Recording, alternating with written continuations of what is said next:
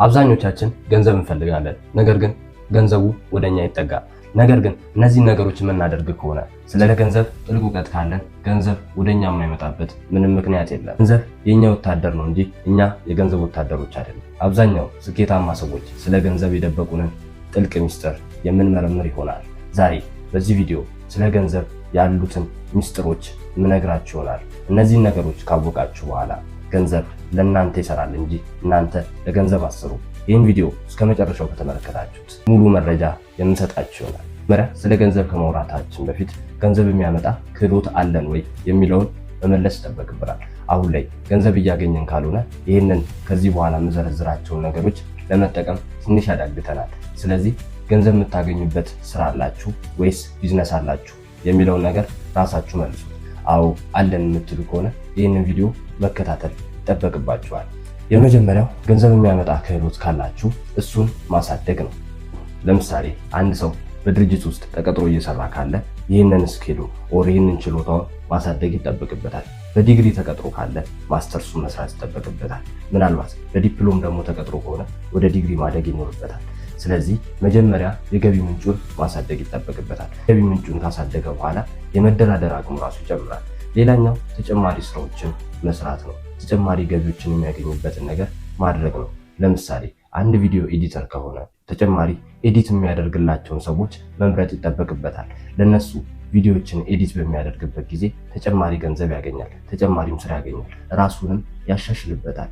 ደጋግመን የሆነ ነገር ፕራክቲስ በምናደርግበት ወቅት ነው ስኬታማ የምንሆነው፣ ያንን ነገርም የማወቅ እድላችን የሚጨምረው። ስለዚህ ያንን ነገር ደጋግሞ በሚያደርግበት ወቅት፣ ያንን ነገር በሚያሻሽልበት ወቅት ገቢውም እየጨመረ ይሄዳል። ለነገር ላይ ጥልቅ እውቀትና ጥልቅ ልምድ ያለው ሰው ስኬታማ የማይሆንበት ምንም ምክንያት የለውም። ገቢዎችን ከተለያዩ ቦታዎች አገኘ፣ ገቢው ጨመረ፣ አደገ።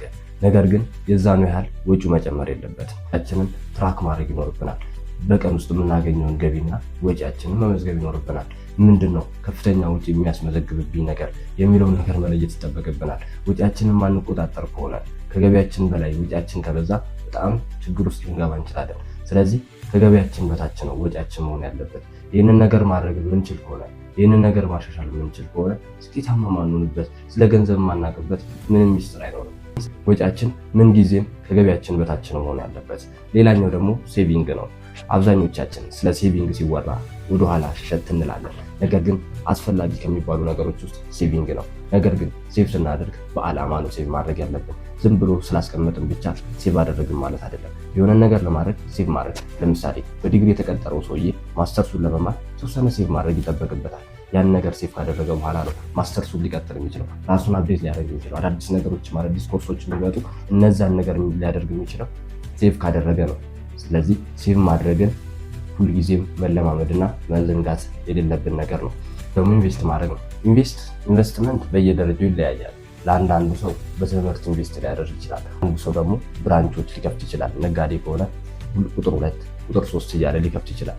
ስለዚህ ሴቭ ያደረግነውን ገንዘብ ነው ኢንቨስት ልናደርግ የምንችለው። ምናልባት ክሬዲት ወይም ብድሮች ልናገኝ እንችላለን። ነገር ግን ከምንም በላይ አስፈላጊ የሆነው ሴቭ ያደረግነውን ኢንቨስት ስናደርገው ነው። ምናልባት ክሬዲት ውስጥ ብድር ውስጥ ልንገባ የምንችለው የራሳችን የሆነ ኮላተራል ሲኖረን ነው፣ ወይም የምናስይዘው ነገር ካለን ነው። ባንኮችም ሌሎችም ሊያበድሩን የሚችሉት ለመበደር ራሱ ጥሩ ወዳጅ የሚኖረን የሆነ ነገር ሲኖረን ነው እንጂ የሌለውን ሰው ማንም ሊያበድረው አይችልም። ስለዚህ ራስህ የተወሰነን ነገር ሴቭ አድርገህ ከዛ በኋላ የሆነን ነገር ከጀመርክ በኋላ ነው ብድርን መጠየቅ የምትችለው። የባንክም ሆነ የትኛውንም ብድር ልጠይቅ የምችለው አንተ ሴቭ ካደረግክ በኋላ፣ አንተ የሆነ ቦታ ከተገኘህ በኋላ ነው።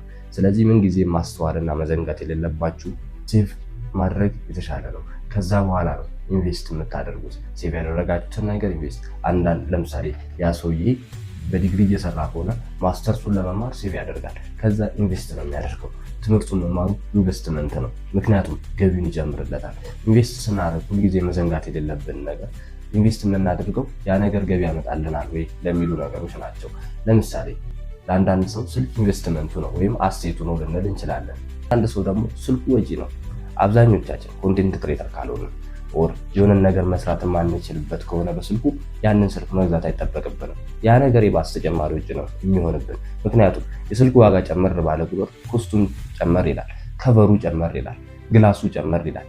ማስተዋል ያለብን ነገር ያ የምናደርገው ነገር ገቢ ያመጣልናል ወይ? ለምሳሌ ቲክቶከር ኦር ሶሻል ሚዲያ ላይ የሚሰራ ሰው ከሆነ ስልኩን በመግዛቱ ላይቭ ገብቶ ኦር የሆነ ነገር አድርጎ ገቢ ሊያመጣበት ይችላል፣ ኦር ገቢ ሊያገኝበት ይችላል። ነገር ግን በዛ ነገር ገቢ የማያገኙ ከሆነ ያንን ስልክ መግዛቱ መያዙ ለሱ ምንም ቫልዩ አይኖርም። ስለዚህ የሚጠቅመን ነገር ላይ ኢንቨስት ማድረግ የተሻለ አማራጭና ግዴታ ነው ብያለሁ። ደግሞ እውቀቶችን ማሳደግ ይጠበቅብናል፣ በራሳችን አፕዴት ማድረግ ይጠበቅብናል። አሁን ለምሳሌ የኢትዮጵያ የካፒታል ገበያ ተመስርቷል። ቦንዶች፣ ሼሮች፣ ስቶኮችን መሸጥ እንችላለን፣ መገበያየት እንችላለን። ገንዘብ ያለውና ገንዘብ የሌለው ራሱ የሚገናኝበት ነው። ፕሮባብሊ ስለ ካፒታል ማርኬቲንግ ዲፕ ቪዲዮ የምትፈልጉ ከሆነ ኮመንት ላይ ያሳውቁ፣ እሱን ጥልቅ ቪዲዮ እንሰራላችሁ ይሆናል። ነገር ግን ራሳችን ላይ እውቀት ከሌለን፣ ኢንፎርሜሽኑ ከሌለን ነገሮችን ማድረግ አንችልም። ለምሳሌ 90% የሚሆኑ ሰው የኢትዮጵያ ካፒታል ገበያ ምን እንደሆነ ምን እየሰራ እንዳለ አያውቅም። ወደ አንድ ባንክ ሄጄ ነበርና ከማናጀሯ ጋር ውይይት ነበረ። ማናጀሯ ስለ ኢትዮጵያ ካፒታል ማርኬት ምንም የምታውቀው ነገር የለም። ፕሮባብሊ ይህንን አለማወቅ ጎዶሎነት ነው እያልኩ አይደለም። ነገር ግን ፋይናንስ ላይ እስካላችሁ ድረስ፣ ስለ ፋይናንስ ማወቅ የምትፈልጉ እስከሆነ ድረስ፣ ስለ ገንዘብ ማወቅ የምትፈልጉ እስከሆነ ድረስ ይህንን የግድ ማወቅ ይጠበቅባችኋል። ስለዚህ ጊዜም ራሳችሁን በእውቀት በኢንፎርሜሽን ማሳደግና ማበልጸግ ይጠበቅባችኋል። ትክክለኛ የመረጃ ምንጮችን መጠቀም፣ እንደነዚህ አይነት ቻናሎችን ሰብስክራይብ አድርጎ መከታተል የእናንተ ድርሻ ነው የሚሆነው። ሌላው ደግሞ ገበያውን መለየት ነው። የአንድ እስክሪብቶ እዚህ 50 ብር የሚሸጥ ከሆነ ሌላ ቦታ 80 ብር እየተሸጠ ሊሆን ይችላል። ስለዚህ ሳታውቁ እናንተ ያንን 80 ብር ልትገዙ ትችላላችሁ። ነገር ግን ገበያውን በምታውቁበት ጊዜ 30 ብር የምታተርፉበት ነገር አድቫንቴጅን ትይዛላችሁ፣ ልትገዙ ትችላላችሁ። ለምሳሌ አርጀንት የሆኑ ነገሮች ሊኖሩ ይችላሉ። እነሱን ማድረጋችሁ አይደለም ዋናው ነገር፣ ባለማወቃችሁ። ለምሳሌ መርካቶና ሀያት አንድን ዕቃ በተመሳሳይ ዋጋ አታገኙት። መርካቶ ላይ 100 ብር የምታገኙት ዕቃ ሀያት አካባቢ ሲሆን ሌላ አካባቢ ሲሆን 100 ብር 250 ብር ሊሆን ይችላል። ትልቅ ልዩነት አለው። ፕሮባብሊ እነሱ የማጓጓዣ ኮስቱ ምናምን ሊጨምሩባችሁ ይችላል። ነገር ግን ገበያውን በምታውቁበት ጊዜ እንደዚህ አይነት ነገሮችን የማሸነፍ እድል ይጨምራላችኋል። የቱ ጋር መምጣት እንዳለበት ስታውቁ አሸናፊ ትሆናላችሁ። ሌላኛው ደግሞ ቢዝነስ መመስረት የምትፈልጉ ሰዎችን ስለ ገበያ ማወቅ ይጠበቅባችኋል። የሆነን ዕቃ ከየት አምጥቼ ነው ልሸጥ የምችለው? ያ ዕቃ እዚህ ቢመጣ ያዋጣል አያዋጣም፣ ሊሆን ይችላል አይችልም የሚለውን ነገር ግልጽ ማወቅ ይጠበቅባቸዋል። ይህን ነገር ሳታውቁ ወደ ገበያው መግባት ራሱ ሪስክ አለው። ቪዚቢሊቲ ስተዲ ሳታደርጉ፣ MVP ሳትሰሩ። ቪዚቢሊቲ ስተዲ ማለት ያዋጭነት ጥናት ነው። ያን ነገር እዛ ቦታ ሊያዋጣል ላያዋጣል የሚለውን ነገር። MVP ደግሞ ማለት ሚኒመም ቫሊ ፕሮዳክት ማለት ነው። ነገር በአነስተኛ ጀምራችሁ እያሳደጋችሁ መሄድ። አሁን ትላልቅ የምንላቸው ድርጅቶች በMVP ነው የጀመሩት፣ በትንሽዬ ነገር ነው የጀመሩት። ለምሳሌ አማዞን፣ ጎግል፣ ብዙ ካምፓኒዎች አነስ አድርገው ነው የጀመሩት። ከዛ ነው እያደጉ የመጡት። ስለዚህ የሆነን ነገር ለመጀመር MVP ሜትድን መጠቀም ይኖርብናል። ቪዚቢሊቲ ስተዲ ማድረግ ይጠበቅብናል። ስለዚህ ቢዝነስ ላይ ያላችሁ ሰዎች፣ መመስረት የምትፈልጉ ሰዎች፣ ስለነዚህ ጥልቅ ቪዲዮ የምትፈልጉ ከሆነ እሱንም በኮሜንት አሳውቁኝ፣ የምሰራላችሁ ይሆናል። ለሚቀጥለው ጊዜ እስከምንገናኝ ድረስ ቸር ቆዩኝ።